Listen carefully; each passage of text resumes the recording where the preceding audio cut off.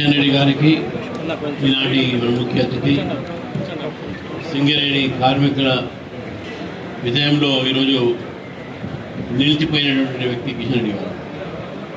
అటు నరేంద్ర మోదీ గారితో మాట్లాడి సింగరేణి సమస్యని వారి దృష్టికి తీసుకువచ్చి తెలంగాణని కాపాడేటటువంటి ఒక ఆలోచనతో సింగరేణికు ఈరోజు తడుతల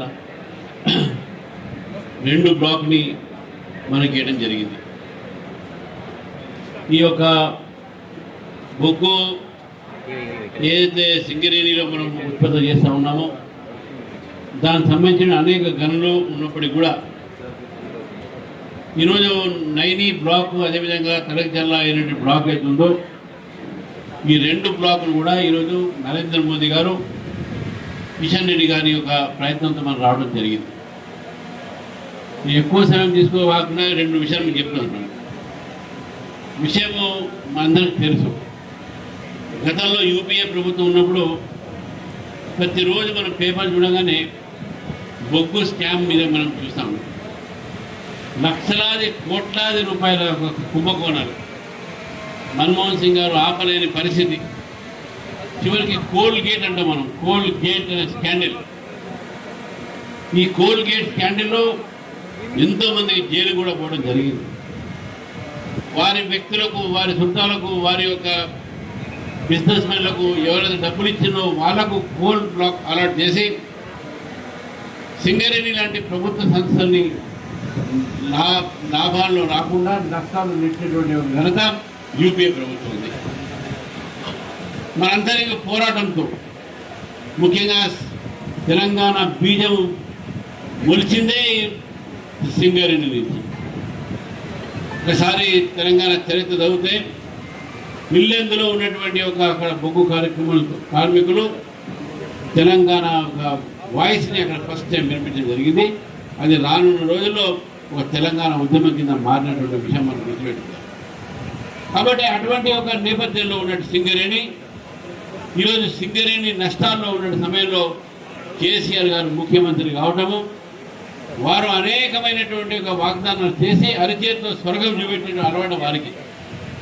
వారు ఎప్పుడు స్వర్గంలోనే ఉంటారులే కానీ వారి అరిచేతిలో స్వర్గం చూపెట్టిన అలవాటు వారికి ఉన్నది. వారు ఆ రోజు ఉన్నటువంటి ఒక సింగరేణి యొక్క కార్మికులకు ఎన్నో వాగ్దానాలు చేసి అన్ని మర్చిపోయి వారి బంధువులకు ఏ విధంగా సహకారం అందించారని చెప్పి అందరికీ తెలుసు. ఆ విషయంలో కిషన్ రెడ్డి గారు మాట్లాడతారు. రెండోది, ఈరోజు సింగరేణిలో 49% కేంద్ర ప్రభుత్వం ఉన్నప్పటికీ కూడా వాటా 51% రాష్ట్ర ప్రభుత్వం ఉన్నప్పటికీ కూడా మొత్తం అడ్మినిస్ట్రేటివ్ కంట్రోల్ కానీ నిర్ణయాత్మకమైనటువంటి ఒక అధికారాలు కానీ నిర్ణయం చేసే అధికారం కానీ అది కేవలం రాష్ట్ర ప్రభుత్వంతో ఉన్నది. కాబట్టి ఎప్పుడు కూడా కేంద్ర ప్రభుత్వంతో సలహాలు కానీ కేంద్ర ప్రభుత్వం సంబంధించినటువంటి ఏ ఒక కార్యక్రమాన్ని కానీ నిర్ణయాన్ని కానీ వారు పాటించకపోయారు. ఈరోజు కిషన్ రెడ్డి గారు వచ్చిన తర్వాత కిషన్ రెడ్డి గారు బొగ్గు శాఖ మంత్రి కాకముందు కూడా సింగరేణి ప్రాంతంలో పర్యటన చేసే జరిగింది. వారం రోజులు తిరిగారు ఈ ప్రాంతంలో ఎమ్మెల్యే ఉన్నప్పుడు. ఇక నేను కూడా ఆ రోజు మా కౌన్సిల్లో ఉన్నప్పుడు, ఎమ్మెల్సీగా ఉన్నప్పుడు సింగరేణి ప్రాంతానికి సంబంధించినటువంటి అనేక ప్రశ్నలు అయితే నేను కూడా ఇక్కడ ఆ రోజుల్లో ఎలక్షన్ జరిగినప్పుడు మాధవ్ నాయకుడు మేమంతా కూడా తిరిగినటువంటి నేపథ్యం ఇక్కడ ఉన్నది. కాబట్టి సింగరేణి గురించి మేము ఆలోచించి మాట్లాడి దీని గురించి ప్రతిదీ కూడా క్షుణ్ణంగా మేము అర్థం చేసుకున్న తర్వాతనే ఈరోజు ఒక అవకాశం కిషన్ రెడ్డి గారికి బొగ్గు శాఖ మంత్రి చేయడంతో వారికి ఈ సమస్య తెలుసు కాబట్టి నరేంద్ర మోదీ గారితో మాట్లాడి ఈ యొక్క తడిచర్ల అనేటటువంటి బ్లాక్ 2 అదేవిధంగా నైని బ్లాక్ ఈ 2 కూడా మనకు తీసుకురావడం జరిగింది. కాబట్టి ఈరోజు మనం నరేంద్ర మోదీ గారికి, కిషన్ రెడ్డి గారికి ధన్యవాదాలు చెప్పాల్సిన అవసరం ఉన్నది. వారికి నిజంగా కూడా ఈరోజు తెలంగాణ పట్ల, సింగరేణి కార్మికుల పట్ల వారికి ఉన్నటువంటి శ్రద్ధతోనే ఈ కార్యక్రమం చేయడం జరిగింది. మిత్రులారా, నిన్నటి నుంచి మేము తిరుగుతా ఉన్నాం. 1200 కిలోమీటర్లు తిరిగి దాదాపు 6 గేట్ మీటింగ్లు పెట్టి వందలాది మంది కార్మికులు కలిసి ఈరోజు వారితో మాట్లాడిన తర్వాత ఎన్నో విజ్ఞప్తి పత్రాలు ఈరోజు కిషన్ రెడ్డి గారు రావడం జరిగింది. ఎన్నో సమస్యలు మీరుకున్నటువంటి ఒక సింగరేణి ఈరోజు లాభాల్లో పోవాలనే ఆలోచనతో భారతీయ జనతా పార్టీ ప్రభుత్వము భారతీయ జనతా పార్టీ ఆలోచిస్తూ ఉంది. అందుకే మిత్రులారా మీకు చెప్తా ఉన్నాను, సింగరేణి కార్మికులకు మేము భరోసా ఇస్తా ఉన్నాం.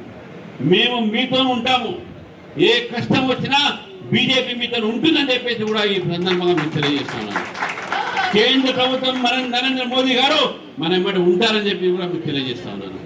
మా ఎమ్మెల్యేలు, మా ఎంపీలు, మా ఎమ్మెల్సీలు వారు కూడా మీతో ఉంటారు.